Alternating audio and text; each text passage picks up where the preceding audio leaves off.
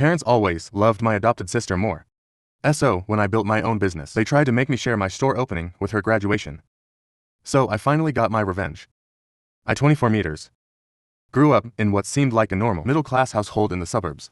But my parents' behavior has been a constant source of pain. Throughout my life, they built their entire reputation in our community around being these amazing people who adopted a little girl and loved her even more than their biological son.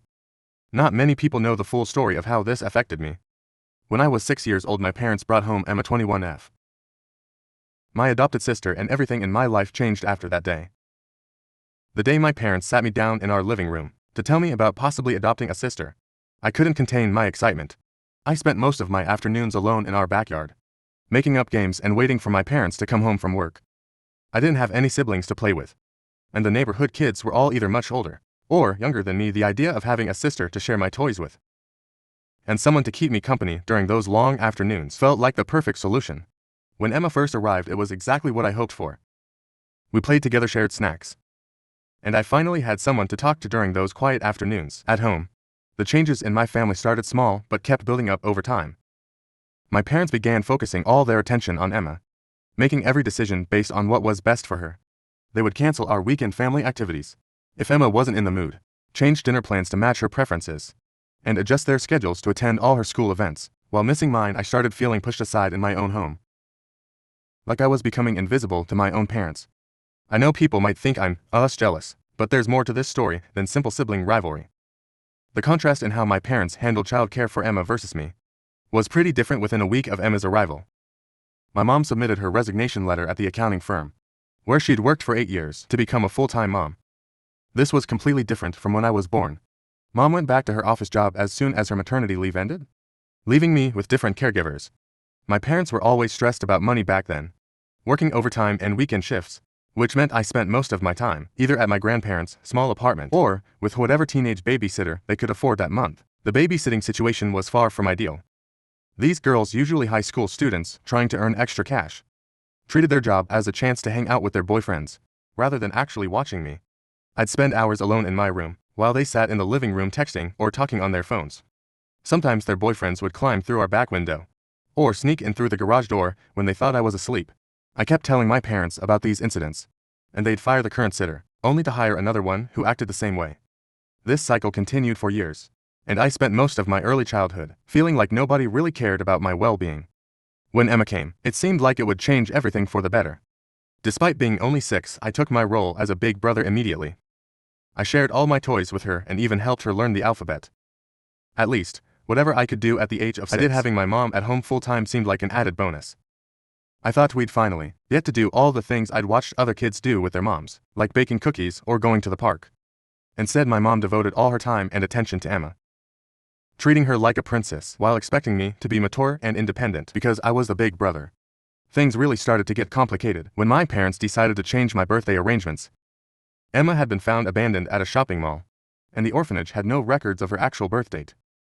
The doctors ran various tests, physical examinations, dental checks, development assessments, and estimated she was around 3 years old when she was found.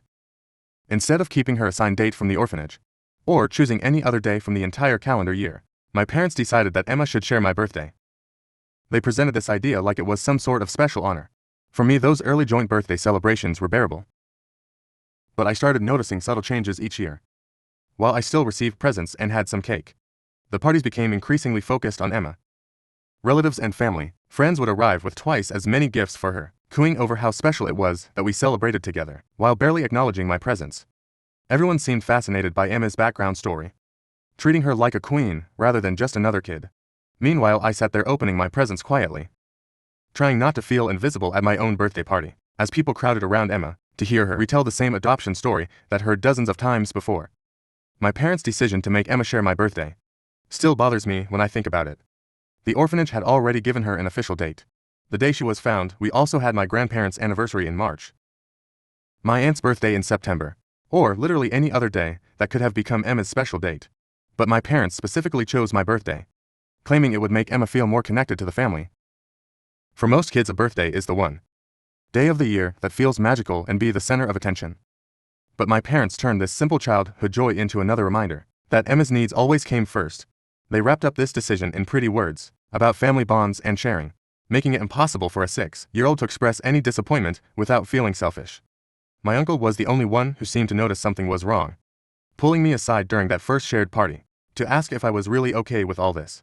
By age 10, birthdays had become something I dreaded instead of celebrated. Emma controlled every aspect of our joint celebrations, from choosing the cake that I didn't even like, to picking princess themes that made me feel out of place. At my own party, the guest list situation was particularly unfair. Emma would fill our house with 20 or more friends from her various activities, while I was strictly limited to inviting just 5 of mine. This rule meant I had to carefully choose between my friends each year, sometimes damaging relationships with those who couldn't come. My best friend stopped talking to me for weeks after I couldn't invite him to my 11th birthday. The inequality of these celebrations became even more obvious when I asked to invite my friend as a 6th guest one year. My parents immediately shut down the request, saying we'd already reached the maximum number of guests our house could accommodate. Yet somehow there was always room for Emma's friends and their mothers, who apparently needed to supervise their daughters at all times. When I pointed out that my friends came alone, my parents dismissed my concerns with their standard excuse about girls needing more supervision. Meanwhile, Emma's friends and their moms took over our entire living room, treating me like I was just another guest at what was supposed to be my birthday too. I gathered up the courage several times to suggest having separate parties. Each attempt ended the same way. My parents would shut me down with their well-rehearsed responses about Emma's difficult past. They'd remind me how she didn't know her real birthday, as if that somehow justified taking over mine. Or they'd bring up her tough start in life for the 100th time, completely ignoring that they were giving her a tough present by constantly dismissing my feelings. These conversations always left me feeling guilty for even bringing up the subject, like I was somehow being selfish for wanting one day to myself. Eventually, I stopped fighting for my birthday. I learned to put on a smile and play my assigned role in what had become Emma's special day. Featuring her brother, the hurt didn't go away. It just became a familiar feeling that surfaced every birthday. During these parties, I'd sit quietly in the corner, while I'm opened twice as many presents as me, trying to look happy as relatives fawned over her and barely noticed my existence. The one bright spot in all this was discovering my love for creating things with my hands. It started small, turning an empty cereal box into a pencil holder one boring afternoon. Soon I was transforming all sorts of household items into art pieces. Our garage became my go-to place, filled with bins of collected materials, old newspapers, plastic bottles, broken jewelry, anything I could repurpose. I spent hours watching DIY videos, learning new techniques for making everything, from decorative wall hangings to intricate jewelry pieces. My room slowly filled with my creations. This was something that belonged entirely to me, something Emma couldn't share or take over. What started as a therapeutic hobby in my teens had grown into a successful online business. By my early 20s, I spent countless nights perfecting product photos, writing descriptions, and managing my online shop, while working a day job at a local coffee shop. My handmade items started gaining attention on social media, and soon I had regular customers from across the country. My small apartment turned into a workshop, with shelves full of supplies in a dedicated shipping station, in what should have been my dining room. After 3 years of careful financial planning, working overtime shifts and reinvesting almost every penny of profit, I finally had enough savings to open my own physical store. The space I found was perfect, a former boutique in a busy shopping district, with large windows and exposed brick walls. I signed the lease 2 months ago, and spent every spare moment planning the store layout, designing displays, and organizing a grand opening celebration. This was supposed to be my moment to shine, to show everyone that the kid who spent his birthdays in the corner had built something substantial. I even hired a local photographer to document the whole event. When I told my parents about the store opening, their reaction followed a familiar pattern. They seemed excited for about 5 minutes, before my mum mentioned that Emma was finishing college, around the same time. Before I could even finish describing my plans for the opening party, they were already suggesting we combine it with Emma's graduation celebration. Think about it, we can invite everyone once, instead of making them come to 2 separate events. My mom said well. My dad nodded along, as if this was the most reasonable suggestion in the world. They didn't even seem to notice the irony of once again trying to merge my milestone with Emma's. One refused immediately, explaining that I wanted the celebration to focus on my achievement. My parents looked shocked at my resistance, like they couldn't understand why I wouldn't want to share this moment, till they kept pushing, saying I was being difficult and selfish, using their familiar guilt tactics about making things easier for everyone. The same phrases they'd used throughout my childhood came back. It's just one day, and why can't you be more understanding?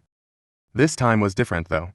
I'd spent years building this business by myself, staying up late to fill orders, dealing with difficult customers, and learning everything about running a company. Through trial and error I stood my ground and told them directly that this event would be about my store launch. Only their attempts to make me feel guilty didn't work anymore.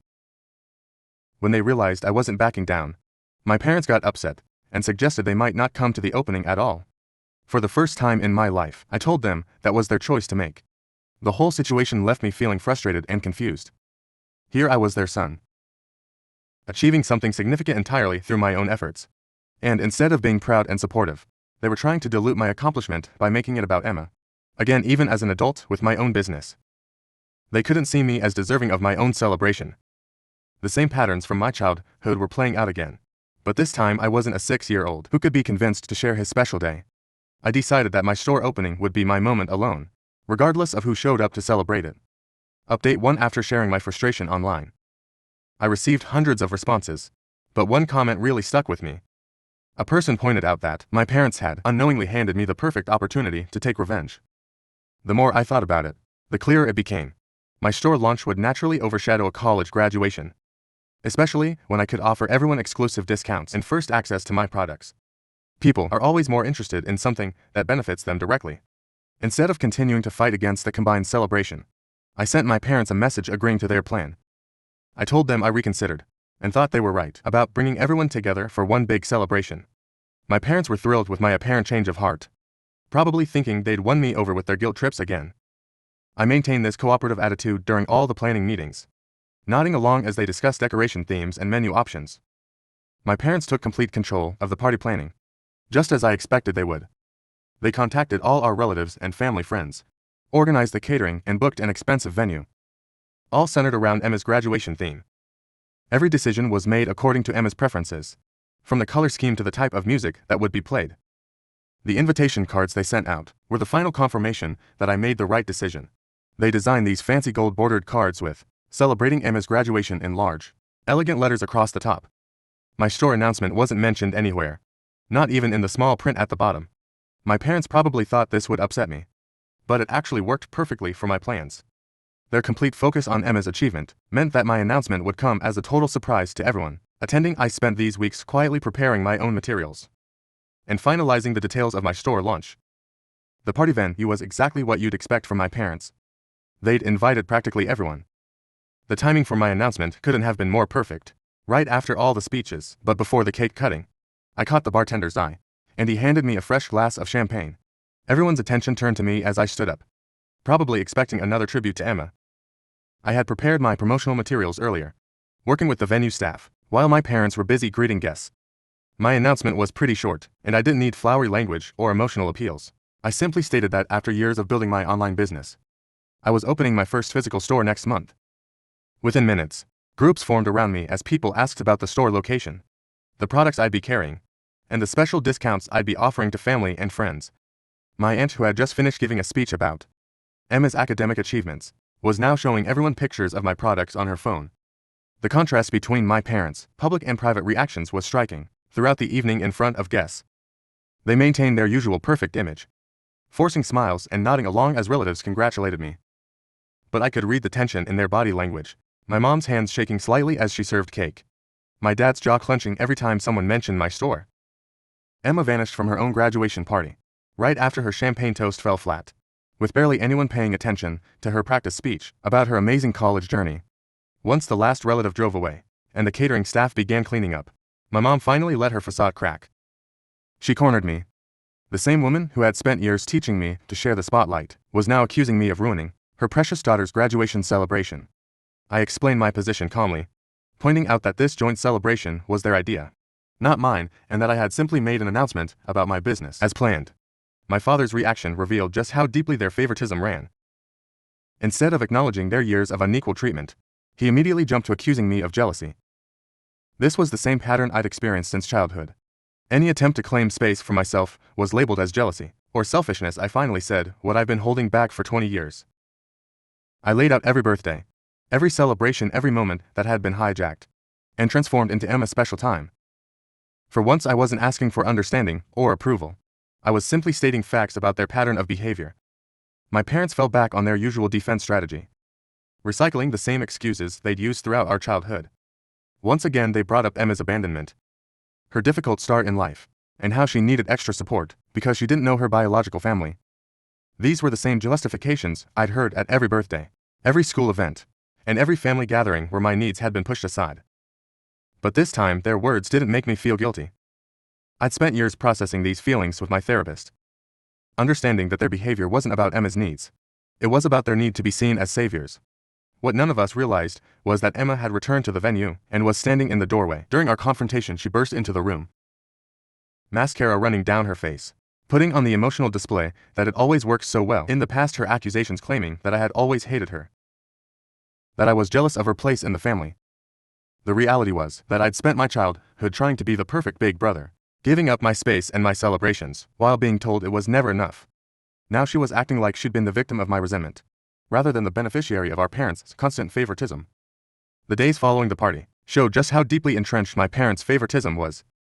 Instead of acknowledging how their actions had contributed to the situation, they focused entirely on Emma's hurt feelings.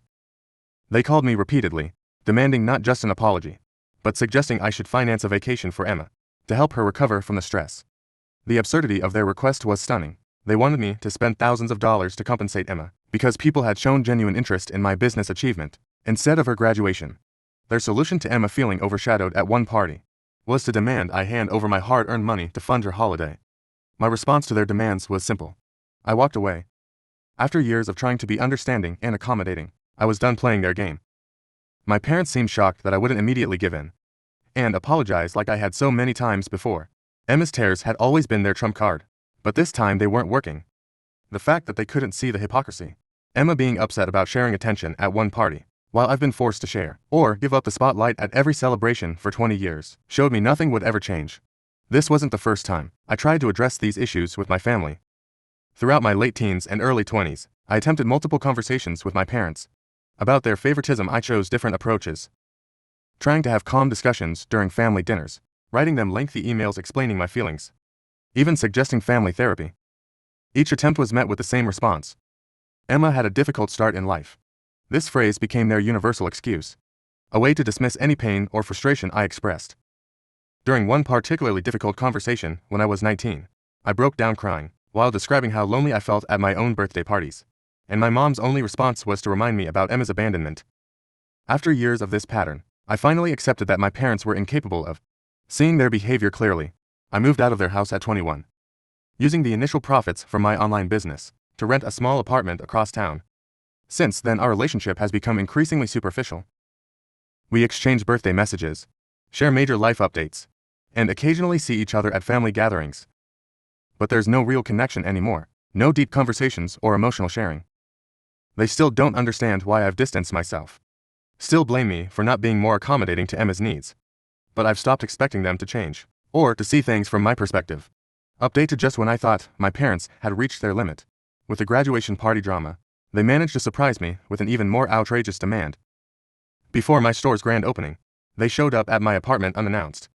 At first they acted casual, asking about the store preparations while sitting awkwardly on my couch.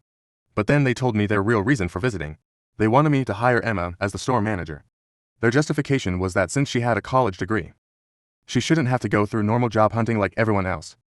They seemed to think that my years of hard work building this business meant I was obligated to provide Emma with a ready-made career. Conversation quickly became surreal, as my parents listed Emma's qualifications for managing my store. According to my dad, her main credentials were that she was smart, had a generic business degree, and was pretty. As if physical appearance had anything to do with running a retail business. I had spent years learning about inventory management, customer service, and business operations. But apparently Emma's good looks trumped all that experience. When I sarcastically asked if there was anything else they wanted me to do for their precious daughter, my mom didn't miss a beat, before suggesting that Emma should also be the one to cut the ribbon at the store opening. Her reasoning: it would make up for Emma feeling overshadowed at her graduation party. They wanted me to hand over a management position in my business to someone with zero retail experience, and let her be the face of my store opening, all because they thought Emma deserved another moment in the spotlight. But this wasn't about sharing toys or birthday parties anymore. This was my livelihood, my professional achievement. Something I had built from scratch without any help from them.